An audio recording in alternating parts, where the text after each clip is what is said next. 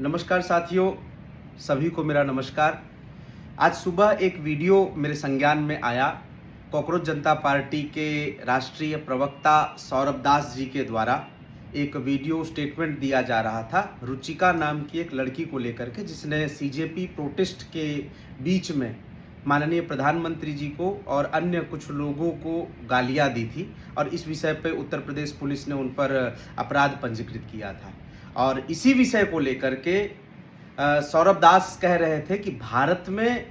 गाली देना कब से अपराध हो गया। तो सौरभ दास जी के द्वारा अगर इस प्रकार का प्रश्न सरकार को किया जाता है तो मैं भी सौरभ दास जी से निवेदन करता हूं कि कुछ विषयों को थोड़ा सा उसमें और जोड़ दें कि वर्ष 2022 और 2023 के एनसीआरबी के रिपोर्ट के अनुसार 2022 में 67,000 से ज़्यादा और 2023 में 70,000 से ज़्यादा एससी और एसटी यानी कि एससी एसटी अपराध निवारण जो लॉ बना है उसके अनुरूप केस दर्ज किए गए हैं और जिसमें लगभग 57% से ज़्यादा केस ऐसे हैं कि जिनमें जाति सूचक शब्दों के द्वारा अपशब्द कहने के आरोप लगे हुए हैं, वह साबित नहीं हुए हैं। अगर हम 2 साल के आंकड़े लेते हैं तो यह भी 1.5 लाख से अधिक जाते हैं और अब तक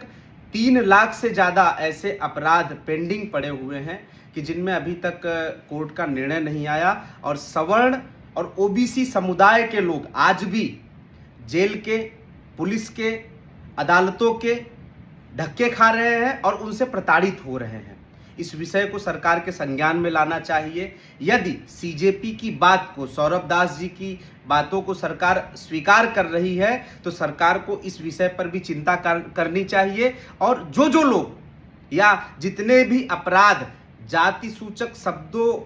के माध्यम से अपशब्द कहे गए हैं, ऐसे आरोप लगे हैं, उन सभी अपराधों को तत्काल खारिज करना चाहिए और खारिज करने के साथ साथ सरकार को इनसे सार्वजनिक माफी भी मांगनी चाहिए और इन्हें मुआवजा भी देना चाहिए क्योंकि ये प्रताड़ित हुए हैं। और जिन लोगों ने गाली या जाति सूचक शब्दों के नाम पर अपशब्द कहे हैं, ऐसे केस दर्ज कराए हैं, उनको जो अब तक मुआवजा मिला है सरकार के द्वारा उनको भी किस तरह से वापस लेना है इसके प्रावधान भी सुनिश्चित करने चाहिए। और इस विषय पर हमने आज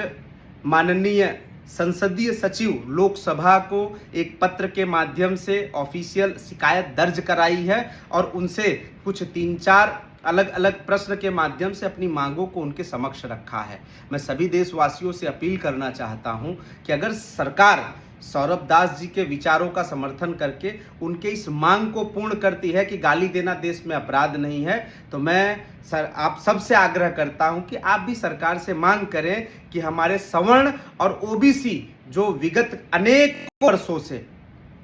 इस प्रकार के किसी को अपशब्द कहने के आरोप में भी अगर वह जेल में जा रहे हैं, प्रशासन और सरकार की यातनाओं को भोग रहे हैं, कोर्ट की यातनाओं को भोग रहे हैं, तो सरकार को इस विषय को याद दिलाना चाहिए और सरकार को निश्चित ही इस विषय पर आवश्यक कदम उठाने चाहिए और देश को एक विधान, एक संविधान और एक कानून के तहत